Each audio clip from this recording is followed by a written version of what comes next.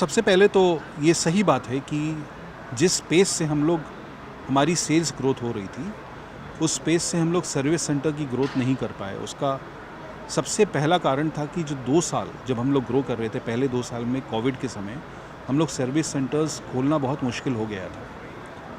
और हमारी असेसमेंट जो सर्विस सेंटर की ग्रोथ की थी, वो हम लोग एस्टिमेट हमारे करने में 2 तरीके से प्रॉब्लम हुई। एक तो ओवरऑल कंट्री में सर्विस सेंटर्स कितनी होनी चाहिए, और दूसरी कि किन जगह पे ज़्यादा बिक्री हो रही है और उसकी जो एस्टिमेशन है हमें और ज़्यादा अच्छी करनी चाहिए थी। अच्छी बात यह है कि पिछले 1.5 सालों में हमने काफ़ी तेज़ी लाई है सर्विस सेंटर्स की ग्रोथ में। ना ही सर्विस सेंटर्स, बट 2-3 और चीज़ें।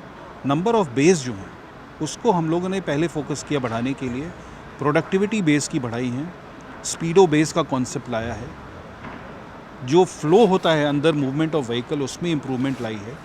तो मुझे लगता है अब कैपेसिटी में हमने 30 हॉटस्पॉट सिटीज़ आइडेंटिफाई की थी, उसमें से 26 हॉटस्पॉट सिटीज़ में हमारी कैपेसिटी पर्याप्त आ चुकी है, और वहाँ पर कस्टमर्स जो हैं उनकी एक्सपीरियंस अच्छी जा रही है। जो हम लोग मेजर करते हैं कंप्लेंट पर 1000 या टर्न अराउंड टाइम्स के बेसिस पर, ये इसमें इम्प्रूवमेंट आ रही है। दूसरी जो इशू रही है वो नई तकनीक के कारण आई है, जिसमें डायग्नोसिस जो हमारे टेक्नीशियंस करते हैं डीलरशिप्स पे, उनको हमने सहूलियत दी है कि वो हमारे इंजीनियरिंग टीम, जिसको हम टेक्निकल हेल्प डेस्क बोलते हैं, जो 24/7 अवेलेबल रहते हैं, उनको टेक्नीशियंस डायरेक्टली कांटेक्ट कर सकते हैं। अगर नई तकनीक में अगर उनको कोई डायग्नोसिस में प्रॉब्लम आ रही है, उसमें हम लोगों ने काम किया है, और उसमें हम लोग AI ड्रिवन टूल्स दे रहे हैं, डायग्नोस्टिक टूल, कि वो अपने वर्कशॉप लेवल पर ही उनको पता चल जाए कि क्या प्रॉब्लम है।